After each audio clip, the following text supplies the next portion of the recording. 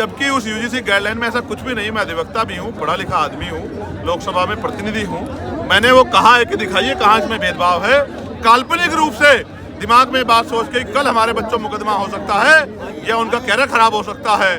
हमारे तो 72 बच्चे हर साल जो है SC ST OBC के संस्थागत हत्या का शिकार होते हैं। और NCRB का डेटा कहता है कि लाखों महिलाओं के साथ रेप हत्या होती है, लोगों को मारा जाता है, जुल्म होते हैं, जाति धर्म के नाम पे अन्याय होते हैं, दुकानें बंद करवाई जाती है, बुलडोजर चलाए जाते हैं, गोलियां लगती है। हम तो इतना अन्याय सह के भी कानून पे भरोसा करते हैं, सरकार की पॉलिसी पे भरोसा करते हैं, लेकिन यहाँ तो एक काल्पनिक बात को दिमाग में रख के आंदोलन करके सुप्रीम कोर्ट ने रोक लगा। चिंतन ये है, कमजोरों में अविश्वास पैदा हो रहा है। सरकार ने लगता है खेल किया है, इसलिए सरकार की परीक्षा है और हम लोग 11 तारीख को आंदोलन कर रहे हैं जंतर मंतर पे, इसी बात के साथ कि हम यूजीसी को वापस जो है लागू करा के रहेंगे। SC ST OBC के बच्चों को मरने नहीं देंगे, संस्थागत हत्या नहीं होने देंगे, अपने अधिकारी कर्मचारी के साथ भेदभाव नहीं होने देंगे। और जो बाकी जो है सेक्टर, उन सब में भी यूजीसी की गाइडलाइन लागू हो, वो भी इसकी परिधि में आए, चाहे वो IIT हो, IIM हो, चाहे वो एम्स हो, चाहे मेडिकल सेक्टर हो, चाहे कृषि के जो विश्वविद्यालय, उन सब जगह भी ये गाइडलाइन ला रही हो, क्योंकि इस देश में जाति सच है और जाति के आधार पर भेदभाव हो रहा है। ये मुजफ्फरनगर से 3 मंडलों के कार्यक्रम शुरू हुए थे। मुजफ्फरनगर के बाद आगरा में हुआ, आज यहाँ है, फिर 8 तारीख को संत कबीर नगर में है, फिर जौनपुर में है।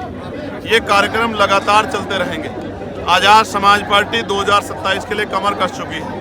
कमज़ोर वर्गों में भाईचारा किस तरह बने, कमज़ोर वर्गों के लोगों को एकजुट कैसे किया जाए, उनकी संख्या के आधार पर उनके अधिकार उनको कैसे मिले।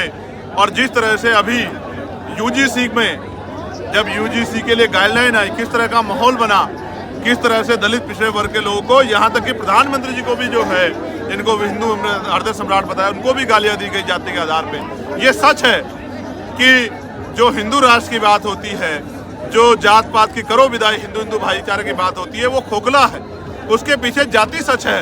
जब किसी भी जाति के अधिकारों पर अतिक्रमण होगा तो वो हिंदू की परिधि से बाहर निकल के अपने अधिकारों के लिए लड़ेगी, जैसे भी स्वर्ण जाति के लोग लड़े।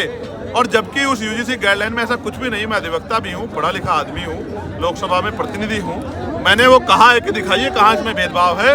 काल्पनिक रूप से दिमाग में बात सोच के कल हमारे बच्चों मुकदमा हो सकता है या उनका कैरियर खराब हो सकता है। हमारे तो 72 बच्चे हर साल जो है SC ST OBC के संस्थागत हत्या का शिकार होते हैं। और NCRB का डेटा कहता है कि लाखों महिलाओं के साथ रेप हत्या होती है, लोगों को मारा जाता है, जुल्म होते हैं, जाति धर्म के नाम पे अन्याय होते हैं, दुकानें बंद करवाई जाती है, बुलडोजर चलाए जाते हैं, गोलियां लगती है। हम तो इतना अन्याय सह के भी कानून पे भरोसा करते हैं, सरकार की पॉलिसी पे भरोसा करते हैं, लेकिन यहाँ तो एक काल्पनिक बात को दिमाग में रख के आंदोलन करके सुप्रीम कोर्ट ने रोक लगा। चिंतन ये है, कमजोरों में अविश्वास पैदा हो रहा है। सरकार ने लगता है खेल किया है, इसलिए सरकार की परीक्षा है और हम लोग 11 तारीख को आंदोलन कर रहे हैं जंतर मंतर पे, इसी बात के साथ कि हम यूजीसी को वापस जो है लागू करा के रहेंगे। SC ST OBC के बच्चों को मरने नहीं देंगे, संस्थागत हत्या नहीं होने देंगे, अपने अधिकारी कर्मचारी के साथ भेदभाव नहीं होने देंगे। और जो बाकी जो है सेक्टर, उन सब में भी यूजीसी की गाइडलाइन लागू हो, वो भी इसकी परिधि में आए, चाहे वो IIT हो, IIM हो, चाहे वो एम्स हो, चाहे मेडिकल सेक्टर हो, चाहे कृषि के जो विश्वविद्यालय, उन सब जगह भी ये गाइडलाइन ला रही हो, क्योंकि इस देश में जाति सच है और जाति के आधार पर भेदभाव हो रहा है। खत्म हो गया, उनका काम खत्म हो गया। 27 का चुनाव का एमआईएम के साथ मिलकर लड़ेंगे क्या यूपी में? नहीं, आजाद समाज पार्टी जन सैलाब को आप देख रहे हो, ये जन सैलाब इस बात की गवाही दे रहा है कि आजाद समाज पार्टी के लोगों ने कमर कसी हुई है। हमने 2024 में 2 ही सीटों पे चुनाव लड़ा था बंधु। एक हम लोग लड़े ननकीना, जो जीत गए 1,51,000 से। दूसरे लड़े थे हम लोग डुमरियागंज, जहां हम लोग तीसरे नंबर पर रहे। अभी तो आप 2027 में और तीसरे पंचायत चुनाव में आजाद समाज पार्टी का प्रयास तो देखो, आपको एहसास होगा, क्योंकि मीडिया के लोग बड़ी बड़ी पार्टियों को संख्या के आधार पर काउंट करते हैं। आजाद समाज पार्टी को पहले भी आप काउंट नहीं करते थे, आज भी आप काउंट ना करो, लेकिन जनता बोल रही है कि आजाद समाज पार्टी बड़ी ताकत उत्तर प्रदेश में बनने जा रही है। इसी के डर से पंचायत चुनाव पीछे हटे लग रहे हैं। भैया, अखिलेश यादव पे आपकी कभी कभी बात चलती थी कि गठबंधन होगा, लेकिन आज उनके आज यहाँ से सांसद हमारे कार्यक्रम पे बात करो ना, कहाँ को आप SIR में। आज के लिए मैं आपको बहुत इंपॉर्टेंट खबर बताता हूँ। मेरी लोकसभा क्षेत्र नगीना के हमारे कार्यकर्ता बड़े सतर्क है। वहाँ एक सुरक्षित विधानसभा पड़ती है, नेटोर से लगभग 30,000 आपत्तियों के फार्म चुपचाप रात को तहसीलदार के दफ्तर में आए। जब तहसीलदार साहब से पूछा गया तो उन्होंने कहा कि कल रात तक जब मैं ऑफिस बंद कर गया तब तक तो नहीं थे, तो फिर कहां से आ गए? सारे नाम एक एक व्यक्ति के नाम से 100 फार्म एक एक बूथ पे आपत्ति के भरे गए हैं। अभी तक उनमें नाम भी नहीं कि आपत्ति किसके खिलाफ है। ऐसा लगता है कि वो आपत्तियां बाद में जाति धर्म को देखकर भरी जाएंगी। और एक एक आदमी 100 फार्म, जिसको बुलाया गया जिसका नंबर लिखा हुआ था उसने कहा कि मैंने तो कोई फार्म ही नहीं भरा, ये तो मेरे सिग्नेचर नकली है।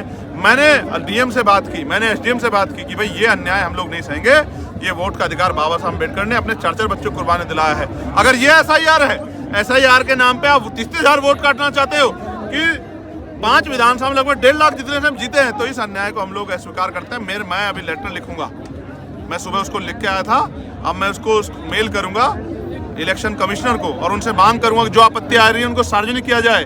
और जब तक आपत्ति पे जो है उसकी पुष्टि ना हो जाए, किसी भी एक भी वोट को काटा ना जाए, ये वोट बाबा साहब के 4 बच्चों कुर्बानी मिले, हम इसको जाने देंगे। मैं आपको जान के अचरज होगा, कभी ऐसा नहीं होता कि सप्ताह भर पहले, 6 दिन पहले, 5 दिन पहले सभा स्थल बदल दिया जाए। ये पूरा प्रयास ले किया जाता है कि आजाद समाज पार्टी की जो संख्या बल इकट्ठा हो रहा है वो कम हो जाए, लेकिन ये नहीं जानते कि बाबा साहब अम्बेडकर, फूले साहू, पेरियार और तमाम बहुजन महापुरुषों को मानने वाला कमजोर समाज जब जब अंगड़ाई लेता है तो बड़े बड़ों की कुर्सियां हिला देता है। इसने अंगड़ाई ले ली है। आप मैदान 13 किलोमीटर दूर कर दो या 30 किलोमीटर या 1300 किलोमीटर दूर, ये वहीं पहुंच जाएगा जहां जाके इसको अपनी शक्ति दिखानी है। और नौजवानों का जो सैलाब है, आप जानते हो ना कि जब 2014 में बीजेपी कब आई, कैसे आई कि नौजवान खड़ा हो गया था। आज नौजवान आजाद समाज पार्टी के लिए खड़ा है। ये नौजवान आज घर जब निकलेगा, गली बस्तियों में जाएगा, घर घर जाके हमारी पॉलिसी को बताएगा, हमारे पार्टी के संघर्ष को बताएगा, महापुरुषों संघर्ष को बताएगा, तो ये इनकलाब पैदा करेगा और आजाद समाज पार्टी के प्रति जन समर्थन पैदा करेगा, जो वोट के रूप में शक्ति देगा। जिस तरह से देखो, मैं महिलाओं के खिलाफ नहीं हूँ, मेरी बात को सुनो, मैं महिलाओं के खिलाफ नहीं हूँ, मैं पैसा देने के खिलाफ नहीं हूँ, महिला सशक्तिकरण के खिलाफ नहीं हूँ, लेकिन चुनाव से पहले 10,000 रुपए, 4,000 रुपए, 6,000 रुपए देके जो वोट खरीदी जा रही है, ये लोकतंत्र की हत्या है। मैं एसआईआर में भी इसलिए खिलाफ था और मैं इन पॉलिसियों के खिलाफ हूं। मैं कह रहा हूं सरकार 5 साल पॉलिसी बना के 1000 क्या लाख रुपए गरीबों को, महिलाओं को, किसानों को, मजदूरों को दे, हम लोग उनका समर्थन करेंगे। लेकिन चुनाव के समय 2-3 महीने पहले देकर और इलेक्शन कमीशन की आंखों के सामने किस तरह वोट की लूट की जा रही है, ये किसी छिपा हुआ नहीं है। मैं स्पष्ट करना चाहता हूँ, ये वोट की चोरी बर्दाश्त नहीं की जाएगी। महंगाई में सोने और चांदी के दाम लगातार घट बढ़ रहे हैं। ये पूंजीपतियों का और सरकार का नेक्सस इस वजह से बढ़ रहे हैं और इसी वजह से धड़ाम से गिर भी गए और 8 लाख करोड़ रुपया जो है डूब गया शेयर मार्केट में। जिस तरीके से कन्नौज में समाजवादी पार्टी का गढ़ रहा, फिर भाजपा ने यहाँ पर कब्जा किया, अब समाजवादी पार्टी का फिर कब्जा है, अखिलेश यादव सांसद है, आपकी पार्टी क्या इस भीड़ को वोट पे कन्वर्ट कर पाएगी? मैंने कहा ना, चुनाव इसका उदाहरण होंगे। आप ही का कैमरा होगा, आप ही का मुंह होगा, आप ही का माइक होगा। पंचायत चुनाव का रिजल्ट आ जाएगा, चुनाव अगर चुनाव से विधानसभा चुनाव पहले होगे तो आप ही बोल के बता देना कि भीड़ है या मेरा परिवार है जो एक टांग पे खड़ा होके, लोग बुलाए से नहीं जाते, पैसा देने से नहीं जाते, मिठाई देते हैं, लोग गाड़ी देते हैं, शराब देते हैं, नोट देते हैं, तब नहीं जाते। यहाँ इसमें कोहरे में लोग जन सैलाब बन के उतरे हुए हैं, ये प्यार है।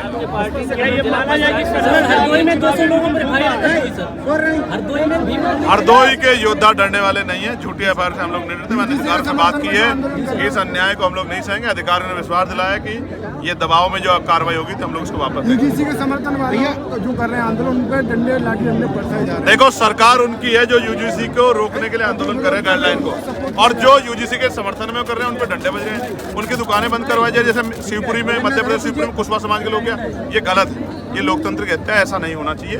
सरकार जानबूझ के कर रही है। पूरा आंदोलन सरकार ने कराया क्योंकि सरकार ने सुप्रीम कोर्ट के आधार पर गाइडलाइन, आदेश पे गाइडलाइन बनाई थी, अपने मन से नहीं बनाई थी। उनकी वजह से हमारे बच्चे मरे, दलित पिछड़े वर्ग के, उनको कोई फर्क नहीं पड़ता। और आंदोलन बिल्कुल मंडल जैसा था, जैसे पिछड़े वर्ग के लोगों को अधिकार मिलने की बात, उनके सशक्तिकरण की, उनके संरक्षण की, तभी कमंडल जो है अपना रूप दिखा देता है। ये किसी छिपा नहीं। मैं पिछड़े वर्ग के भाइयों कहना चाहता हूँ, वो आजाद समाज पार्टी के साथ खड़े हो जाएं, इस अन्याय को हम लोग जड़ से खत्म करें। बसपा से गठबंधन होगा सर आने वाले भैया? ममता बनर्जी ने, आप मत देखो आजाद समाज पार्टी की ताकत को, आप बालों से अपनी आंखों को ढक के रखो, आप ना देखने की कोशिश करो, लेकिन जनता आपको दिखा देगी। सर अभी मायावती जी की तस्वीर आ गई थी और आप मुस्कुराने लगे थे। ममता बनर्जी ने ईसीआई को व्हाट्सएप परमिशन कहा है, क्या कहना है इस पे? देखिए, जिस तरह का जुल्म हम वहाँ देख रहे हैं, ईडी की कार्रवाई और तमाम चीजें, और SIR में जिस तरह की चीजें मैंने आपको बताई, इससे तो लगता है कि सरकार चुनाव जीतने के लिए तमाम तरह के हथकंडे अपना रही है। बताओ क्या करें। सर मायावती जी की भी एक तस्वीर थी, बीच में वो उठा दी गई थी और आप एकदम से मुस्कुराने लगे थे और आप चुप हो गए थे। नहीं, चुप नहीं हुआ, मैं मुस्कुरा रहा था कि अगर बहन जी आशीर्वाद देती तो हम उनको प्राइम मिनिस्टर बना के जरूर बिठाएंगे।